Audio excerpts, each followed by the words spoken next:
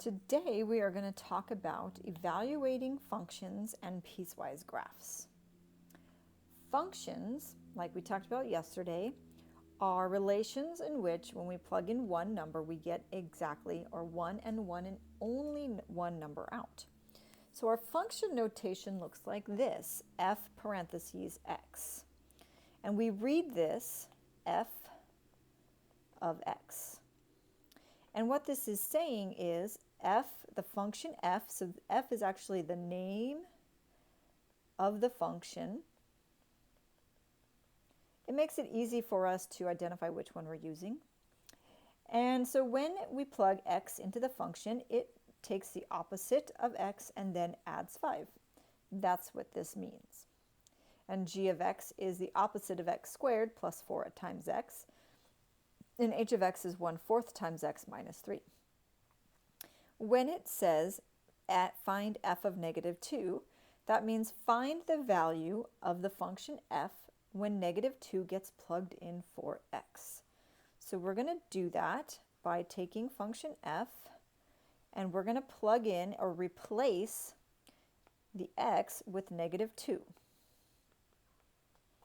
So it's negative, the opposite of -2 plus 5, which is 2 plus 5, which is 7. So f of -2 equals 7. This means the function f is 7 when x equals -2. That's what that means. F is not a variable. We are not trying to solve for f. It's the name of the function. Number 2 says find 3 times g of -2. So what we're going to do first is we're going to find g of -2, and then we'll multiply our final result by 3. So g of -2 is the opposite of x squared.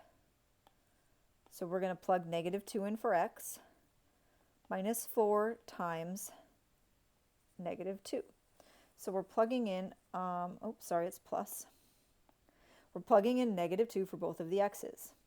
Now it's really important that we pay attention to our order of operations. Order of operations is parentheses, exponents, multiplication and division from left to right, and addition and subtraction from left to right. Well, there's nothing to do inside the parentheses here. So we're doing our exponent, which means I'm going to take -2 and square it. Then I will do the multiplication of multiplying it by the -2. We have a tendency to cancel those out before it's time. So first we'll do the exponent, and -2 times -2 is +4, and then that +4 gets multiplied by the negative out front, and that's plus -8, so -8. And now we have -4 minus 8, which is -12. So now we did the g of -2 part, so now we need to do the times 3 part, which gives us -36. So our final answer is 3 times g of -2 equals -36. That's our final answer. Now this next one is asking us to find h of -2 and subtract f of 5. So we're going to do this in 3 steps. Step 1, we're going to find h of -2. Step 2, we're going to find f of 5. And step 3, we're going to find, subtract them.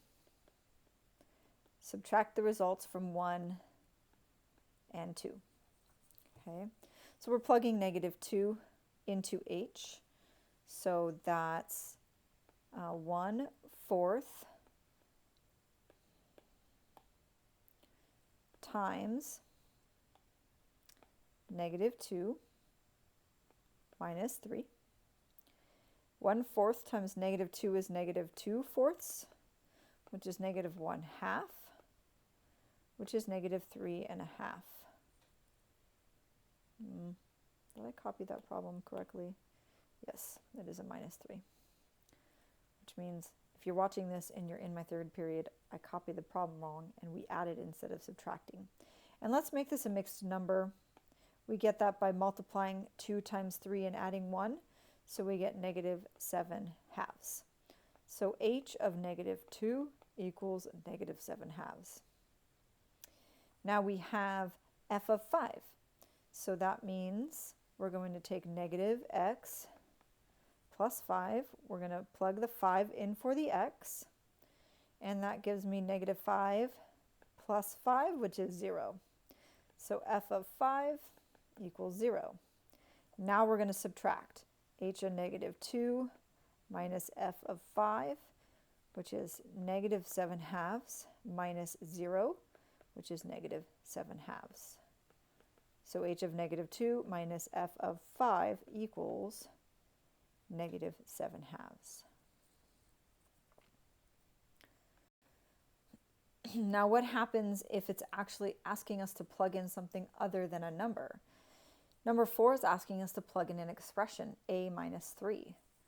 And when I plug that in, I'm going to have not a numerical answer. I'm going to have another expression, another equation. So if I'm plugging in g of a minus 3 into g, a minus 3 goes in for the x, and a minus 3 goes in for the second x, making sure that we substitute in all the variables. Now, one thing we really need to talk about is, what does a minus 3 squared mean? Well, we know that squaring means multiplying something by itself. So it means a times 3 times a times 3. And so one of the most common ways of multiplying this out is to use FOIL. You multiply your first a times a, gives you a squared. Your outside, a times -3, -3a. Your inside,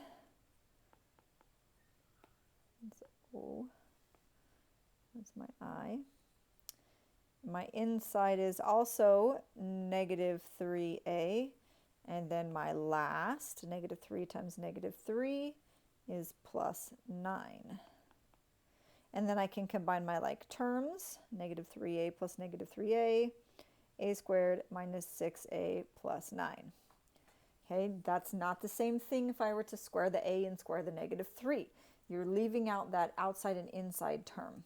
And so we have to make sure we multiply it out correctly. Now in class, I went over a vertical multiplication method.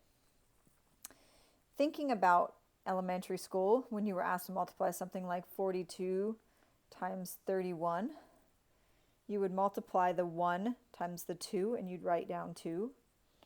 And then you'd multiply the 1 times the 4, and I'd get 4. And then the next thing you would do is you would put a 0 or leave a space, and then we multiply the 3 times the 2 and the 3 times the 4. So we'd get 3 times 2 is 6, and 4 times 3 is 12, and then we'd add them together. So using that same idea that you multiplied, probably been multiplying most of your life, when we multiply this together, if we do -3 times -3, now remember, I'm just giving you a different way to do the same thing, multiplying this out. I like this, it keeps it organized. It's kind of a throwback. A times -3, I'm sorry, -3 times this a is -3a. And then a times -3, leave my space or add a 0. And then a times a, the last thing is a squared, and when I add it up, we get a squared minus 6a plus 9. So this is a vertical multiplication, and FOIL is horizontal. Either way, it's going to give us the same answer as you see. So in the end, that becomes -a squared minus 6a plus 9 plus 4a minus 12. I'll distribute that. And then I need to distribute this negative. -a squared plus 6a minus 9. Oops. My a looks a whole lot like a 9. Minus 9 plus 4a minus 12. And then I can add up my like terms. Negative a squared plus 10a minus 21. And that equals g of a minus 3.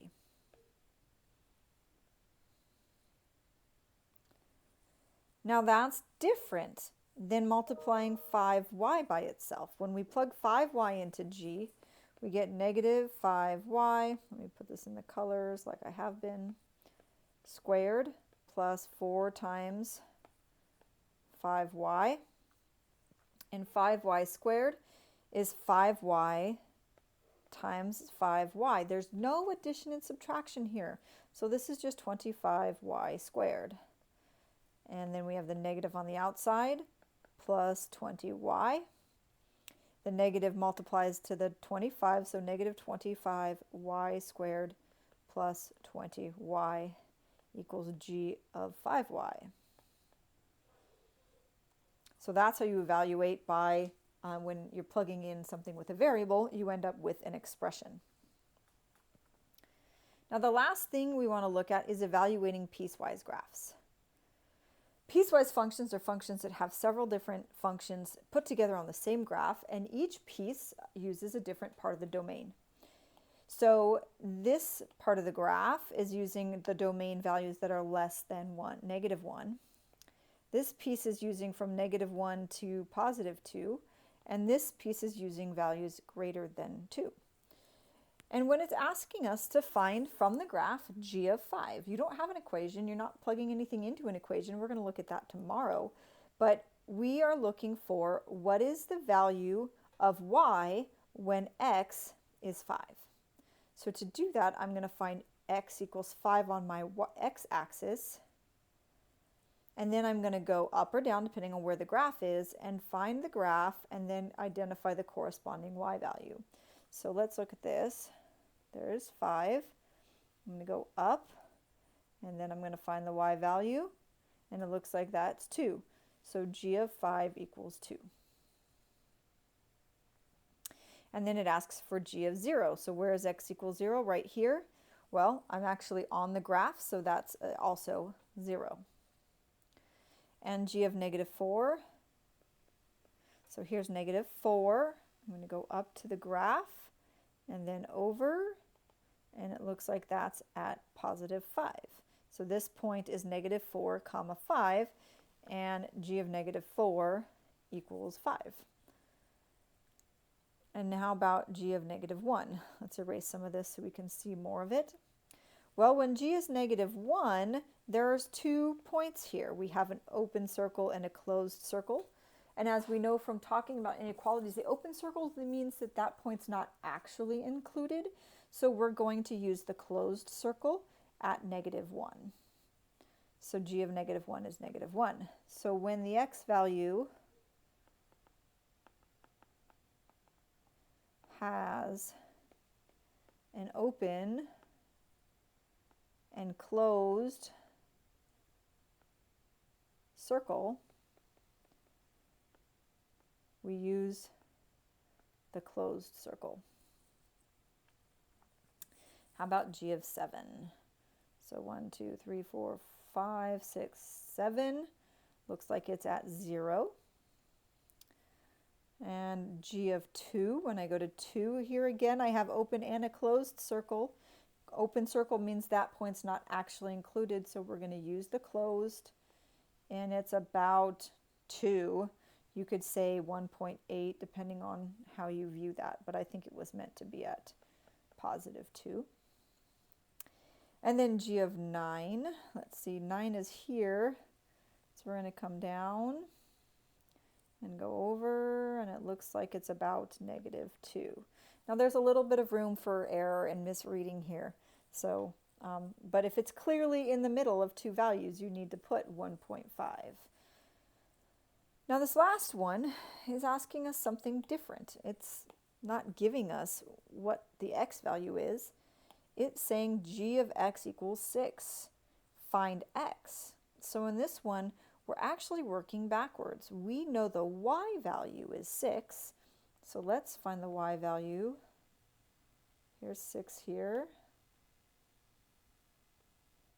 And then I want to find the x value that goes with it. So we're going to go over to the graph. There's no graph to the right. So I'm going to go to the left, and then I'm going to come down, and it looks like that's at -5. So x equals -5 when g of x equals 6.